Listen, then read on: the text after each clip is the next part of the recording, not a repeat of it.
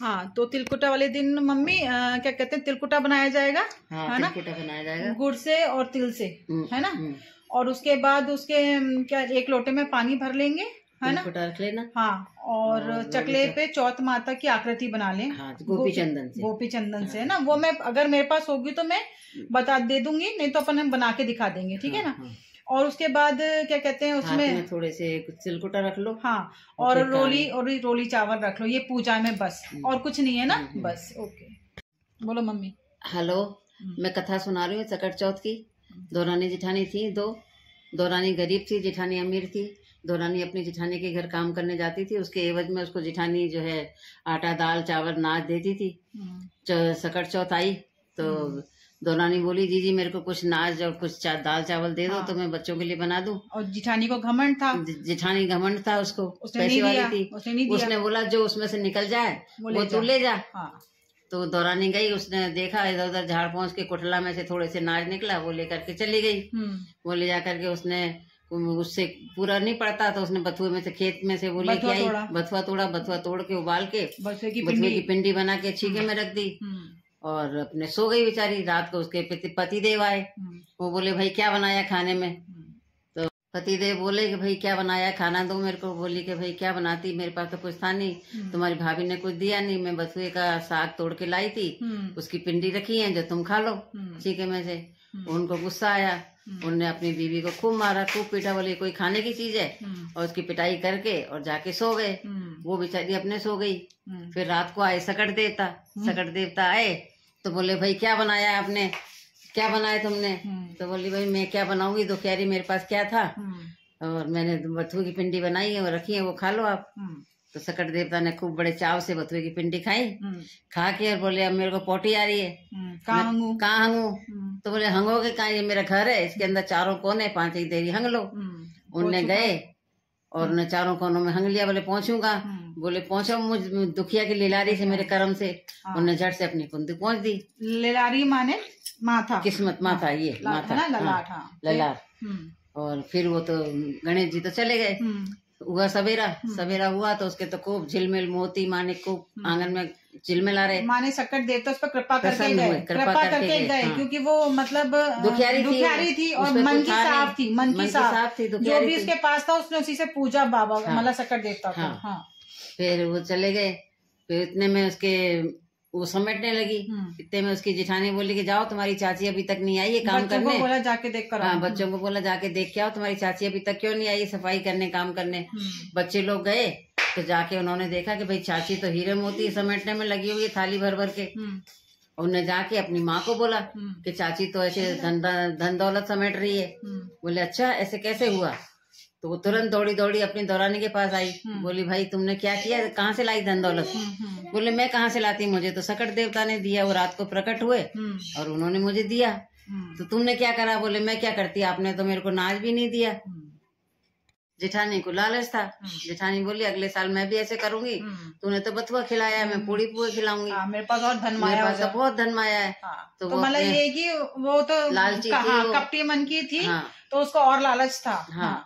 फिर अगले साल सकट देवता फिर आए तो फिर बोली अपने पति से कि भाई देखो ऐसा है, आज मैं तुम ऐसा करना कि मेरे को रात को खाना खाने से पहले खूब कूटना खूब मारना। उन्होंने कहा बेवकूफ तू इतने अच्छे भले में तू ऐसा क्यों सोच रही है, क्यों बोल रही है ऐसा।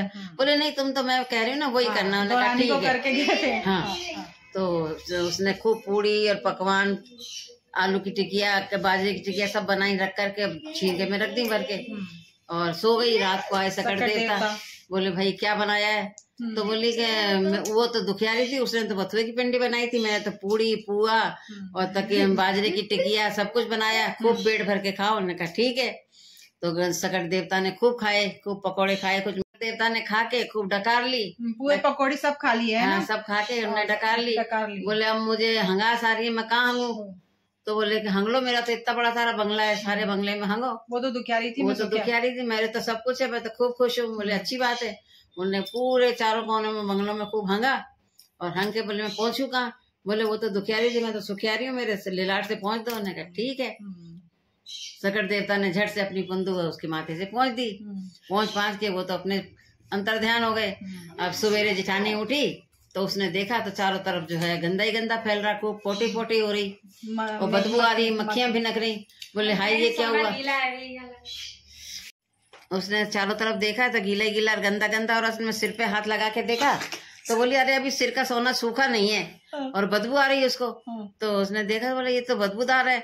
फिर वो दौड़ी दौड़ी गई अपनी दौरानी के पास, बोले कि ये कैसे हुआ, तेरे तो ये ऐसे हीरे मोती हो गए।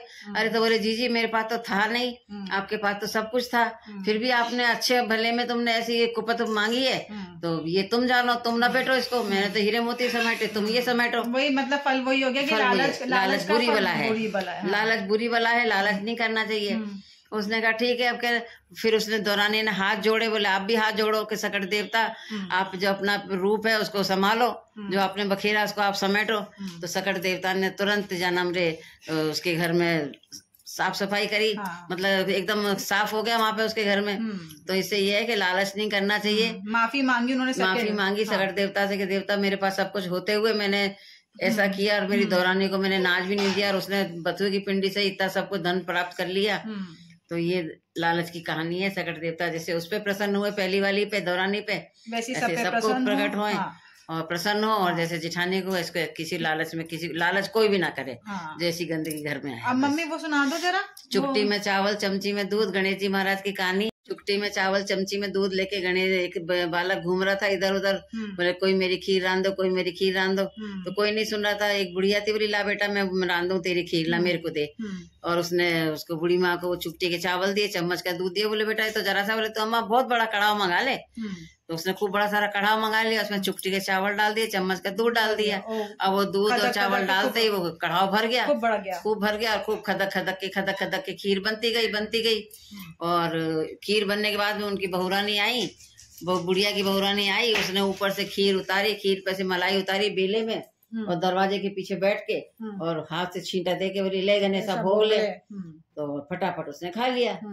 फिर उसकी बुढ़िया बोली अरे ये खीर तो बन गई, अब किसको खिलाऊं, सबको बुलाओ। उसने आस पड़ोस के बच्चे बुलाए, सब बुलाए, सबको खिलाया पिलाया, दावत सबको करा दिया, वो खीर खत्म ही ना होए। तो वो बोली अरे वो छोरा कहाँ गया जो जिसने मेरे को चुटकी के चावल चम्मच के दूध दिया था, वो लड़का कहाँ गया। उसने याद किया तो गणेश जी महाराज वहां प्रकट हो गए। बोले हाँ बोल अम्मा क्या बात है। बोले बेटा तू तो सारे सबको तो खिला दिया, तू कहाँ चला गया था, तू भी खा ले। बोले बेटा मैंने तो जब ही खा लिया जब तेरी बहू ने किवाड़ के पीछे बैठ के भोग लगाया था ना, तभी मैंने तो भोग लगा लिया। बोले अच्छा। बोले अभी तो खत्म ही नहीं हो रहा है। बोले आसपास के गांव बुला लो, सारे रिश्तेदार नातेदार दूर के हैं सबको बुला लो, सबको खिला दो। बुढ़िया ने सबको बुला करके फिर खिला दिया, फिर भी खत्म ना हो। बोले बेटा क्या करूं। बोले अच्छा अम्मा वैसा करो, एक चौकी मंगाओ देरी पे, और उसने देरी पे गड्ढा खोदो। तो उसने देरी के गड्ढा खोद के तो उसमें खीर डलवाई, ऊपर से चौकी रखी, उसके ऊपर गणेश जी महाराज बैठ के फिर बोले अम्मा मैं डूबू के टूटूं। बोले बेटा डूबो काहे को, खूब टूटो। तो उन्होंने कहा ठीक है।